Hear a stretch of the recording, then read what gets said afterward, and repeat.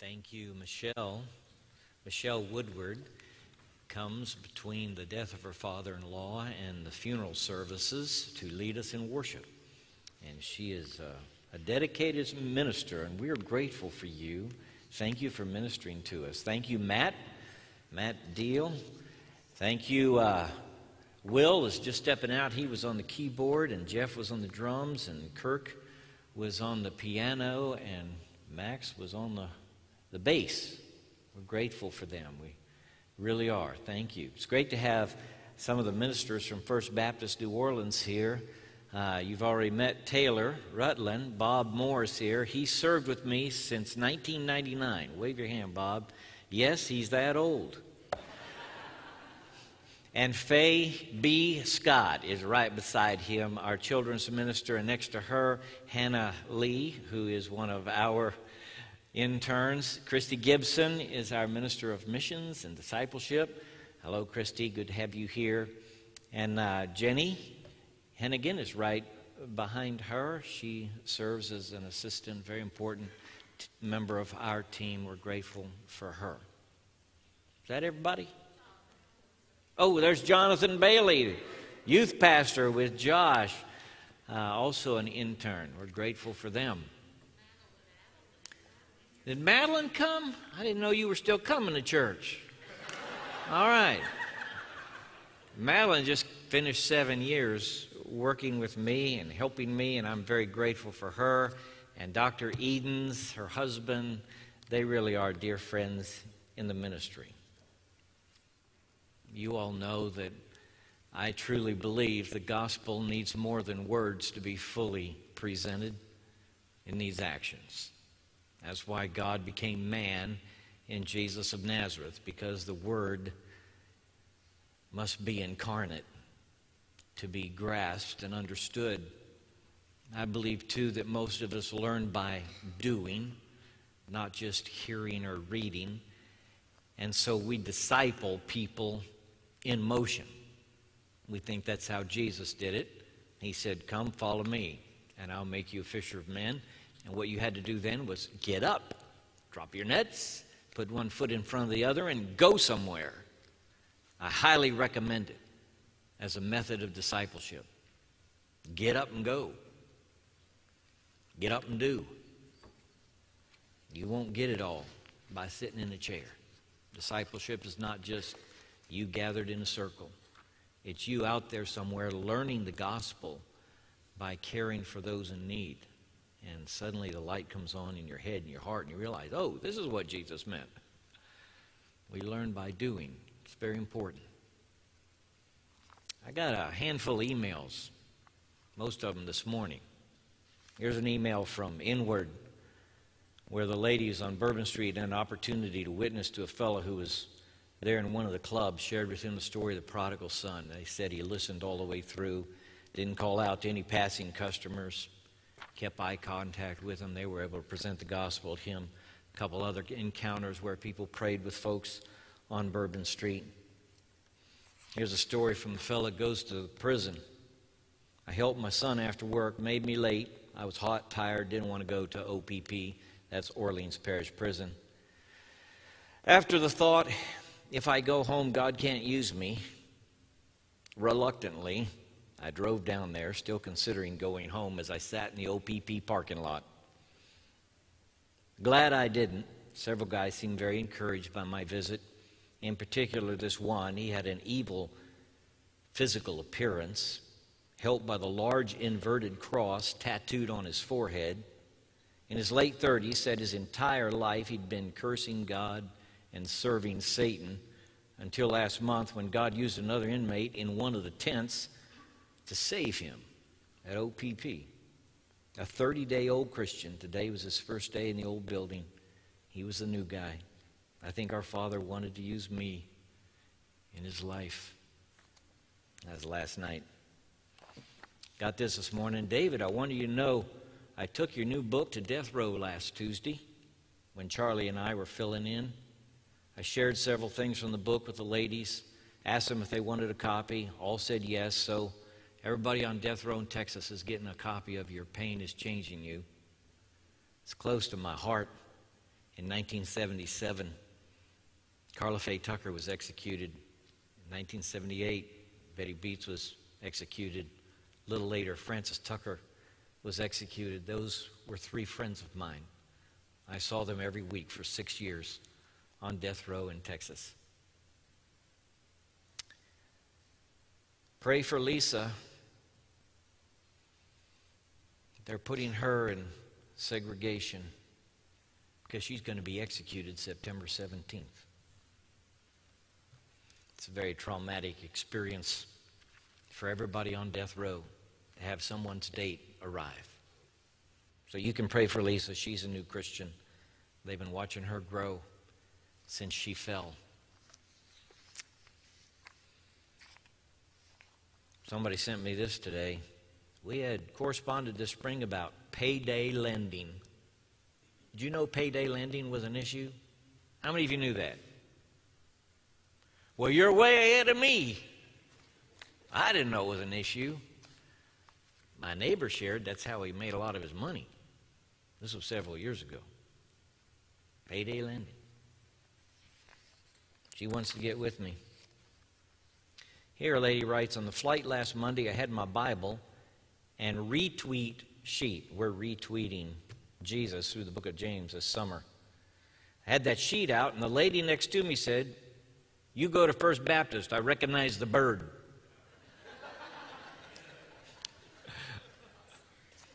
She says, I couldn't believe it. It was Pamela Talley. I think that's her maiden name. She married and moved to Gonzales, but she recognized the bird.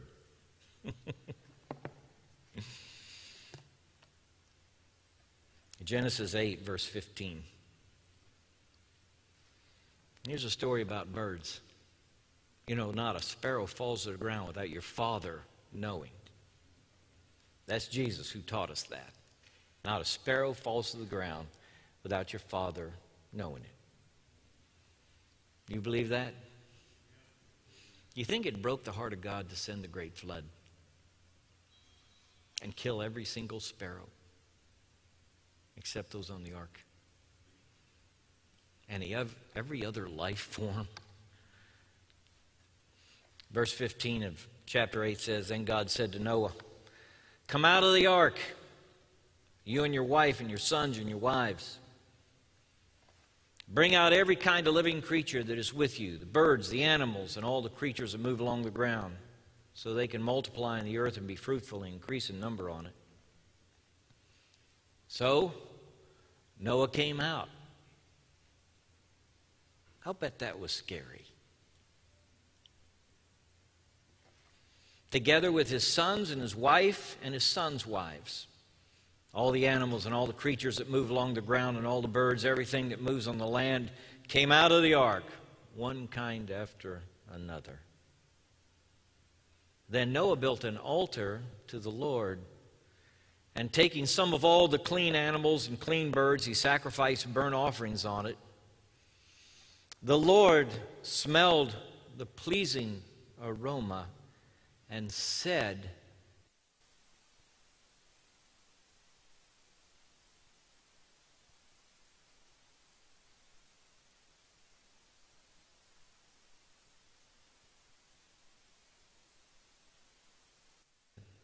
in his heart, never again will I curse the ground because of humans, even though every inclination of the human heart is evil from childhood. Never again will I destroy all living creatures as I have done. As long as the earth endures, seed time and harvest, cold and heat, summer and winter, day and night will never cease.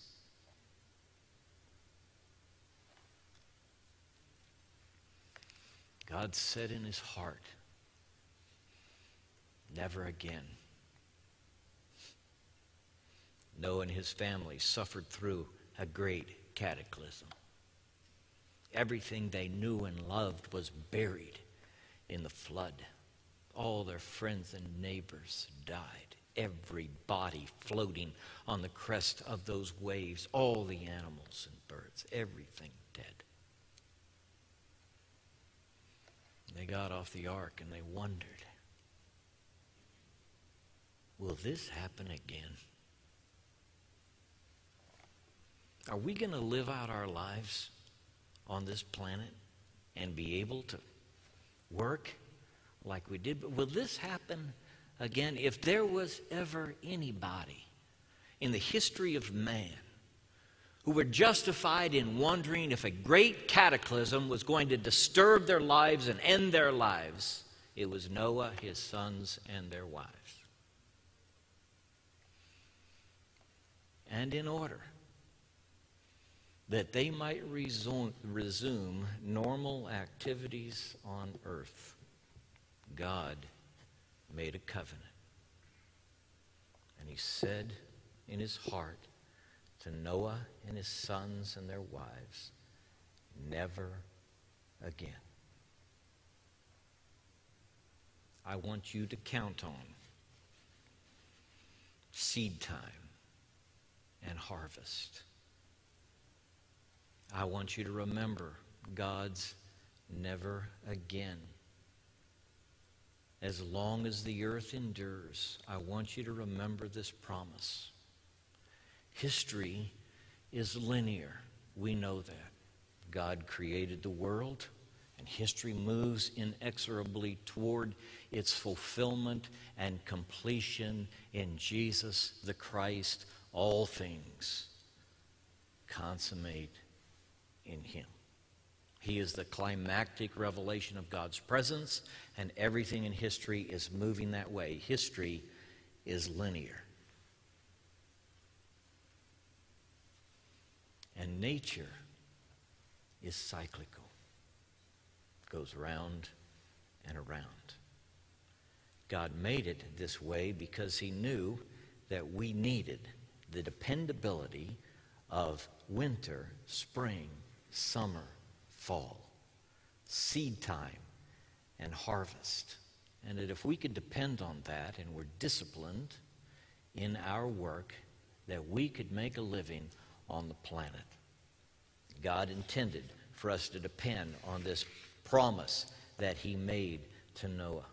Expect and participate in the normal cycles of life on this planet. It is how you should invest your money and prepare for your future. I have a nephew, in fact several of them, who are Aggies. I'm sorry, I apologize. Sometimes they gang up on me. You know what the A in A&M stands for, right? Agriculture. Agriculture is the first of the sciences. And it is the basis for all civilization on this planet. Agriculture would be impossible without the covenant God made with Noah. Economic systems were first built upon agriculture, and to this day they depend upon them. The development of farming enabled people to produce a surplus of food, thus freeing up some to engage in other activities. The promise of regularity in the earth's rotation and seasons enables the world economy. Human activity can prevent a farmer from planting in the spring, but it cannot prevent the spring. Are you okay with this?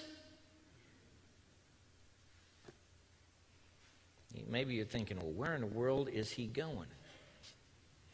After Hurricane Katrina, I lived on Mars. Some of you know this. My address before Katrina was 4809 Marseille Place, but Katrina broke the street sign in half, and I lived on Mars for about a year.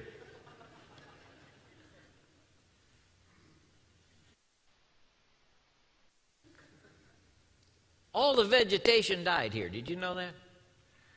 Dr. Kelly tells how people came to this campus to see green grass. Did you know that? And the human population of this city was still just digging out of the rubble when springtime came.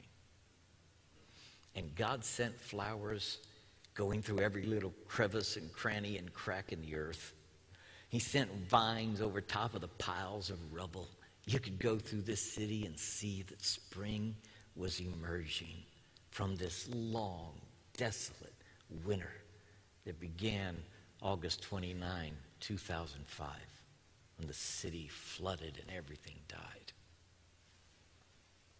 And there are times when humans prevent the farmer from planting in the spring, but humans cannot keep the spring from happening. Jesus said, make friends with worldly mammon. Okay, I'm going to say it right out to you. Do not organize your ministry and your personal life based on some cataclysm you think is coming in your lifetime. Can you hear me? Because over the next 50 years of your ministry, you're going to have prediction after prediction about the end of the world, both from secularists and from religionists, and they're going to set dates. I remember the first significant date, 1977, or no later than the beginning of 1978, Jesus was coming, and I bought into it. And then there was the guy that said 87 reasons why Jesus is coming in 1987. And when he didn't come, guess what the next book was? Right, 88 reasons why Jesus is coming in 1988. You should have been here in Y2K. Some of you remember Y2K. When a good friend of mine backed up a truck and unloaded survival gear for me. He said, the disaster's coming. It's going to be martial law. You have a gun? You'll need to defend yourself. Some of you are from Mississippi. You know what I'm talking about.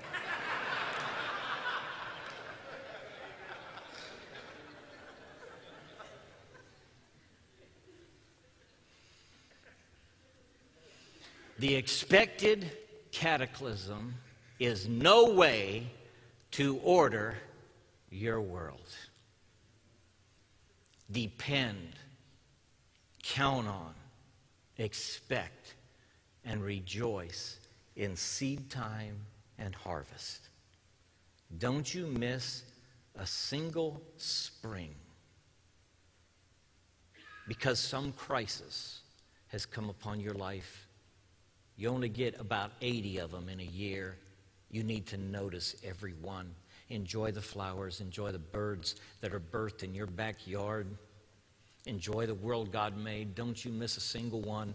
You appreciate and enjoy and plug into the rhythm of the earth. Don't invest your money according to some prediction of cataclysm. It cycles, just like seed time and harvest. Count on the rhythm of the earth. It is God's cycle of sufficiency for you. The harvest principle appears in all the literature of the Bible, including in the prophets and the wisdom literature, and you need to depend on it. Set aside negativity, pessimism, and despair. I can't tell you how turned off I am by the negativity of people in the church and preachers in particular.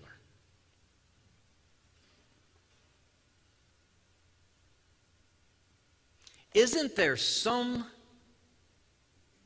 contradiction between pessimism, negativity, and despair, and hope and joy and faith? Isn't there? Why are we so negative about society, culture, and the world? How did that happen to us? Say, well, it's never been this bad before. Do you really believe that? I mean, do you really believe that? I'm glad I live in this day. They have anesthesia for dental patients. Hallelujah! Next time you have a tooth broken out of your mouth like I did exactly 72 hours ago, thank God for anesthesia. They didn't used to have it. What did people do? What did they do? They just endured the pain. They died young of infections. That's what they did. Do you really believe it's never been so bad? What era of history do you idealize? I wish I could live in that era. If it was before 1900, you could count on exactly 40 years of life and then you're dead. How does that sound? You know that most of the fatalities in Civil War were not good shooting. They died from infection. A miserable way to die. If ever there were people justified in being negative about the future of the world, it was Noah and his family. They got off that ark and they thought, my goodness, what's going to happen next? And God said, never again.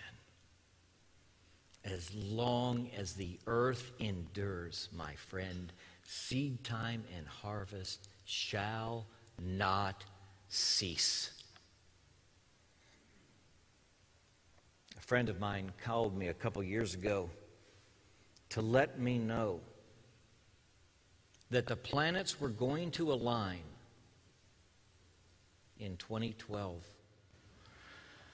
And there was going to be some kind of gravitational pull on the earth that would reverse the poles of the earth, and New Orleans would be under 600 feet of water.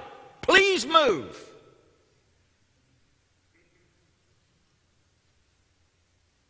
I said, well, friend,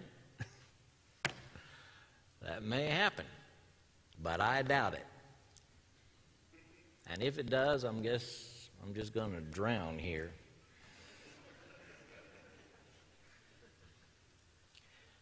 The letters to the Thessalonians were written to people who had a great expectation of the second coming. They believed Jesus was coming. I believe Jesus is coming physically, visibly back to this planet. The same Jesus who left, he's coming back.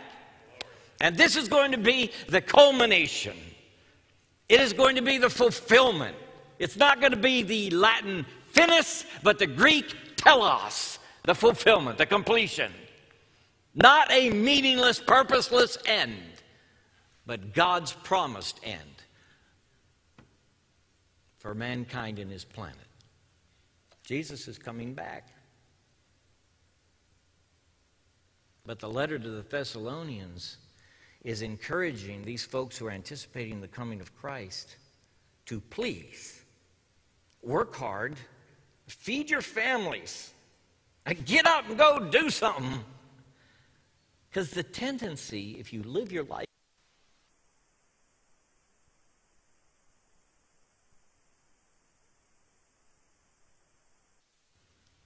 God didn't want that for the Thessalonians, nor for you. When he explains to them how Jesus is going to come back, he says, encourage one another with these words. Not scare one another with these words. Frighten each other with these words. Be anxious and fearful with these words. Stir up the church and make everybody confused and chaotic. It's not what he said. He said, encourage one another with these words. We need to stop using the second coming of Jesus Christ as a whip to beat people up. We need to use it as the encouraging word that it is for everybody laboring on the planet. Your labor's not in vain. Jesus is coming back. Yes, we are soldiers, and the soldier metaphor is important in Scripture. And it means that we are at war, okay? But it's not the main metaphor Jesus uses for your life in the world. You know what the main metaphor is? Manager, steward. A soldier goes into battle. You know what a steward does? He manages what has been given to his care.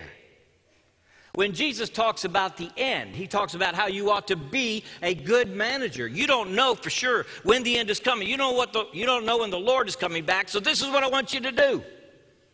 Feed the servants regularly. Don't mistreat them. Be honest and forthright in your dealings. Be a person of integrity. Live in the world and care for those around you because Jesus is coming back. Sometimes we sound like Chicken Little Christians. Chicken Little got hit on the head with a falling acorn, and he concluded that the sky is falling. He told everyone it was so, and he set off on a journey to tell the king. As he traveled, he gathered a gaggle of birds around him, all of whom believed the sky was falling. One of my nephews sent me an email, and the whole family an email last summer. He must have been in some religious or political panic. He sent it to all of us, asking us if we were ready for the great collapse. He insisted in the email that the world economy was going to collapse in the short term and that we should be prepared for the failure of all systems, food included, and the disintegration of social order. I responded with what I thought was a kind email, pointing out to my family members the prediction of the World Bank that the next 2 years were likely to be good years for investing in the economy. And he responded with a scathing rebuke, lambasting me, suggesting that I should go out and do some research and find out what was actually happening in the economy and in the world. I had just spent a week at an economic summit. It's not my ignorance. Do you think you know when the economy is going to collapse? Are you going to manage your life that way? He said it was irresponsible of me to encourage family members to invest in an economy that was doomed like ours. I'm sharing with you as young people my heart. Don't organize your own personal economy or that of your church around the prediction of some cataclysm. It's not good sense. It's not wise stewardship. It's not what Jesus taught us when we contemplate the end. Jesus said, make friends with worldly mammon. He said the people out there who are lost know better how to handle stuff than we do who are the children of light. Make friends with worldly mammon. Someday it will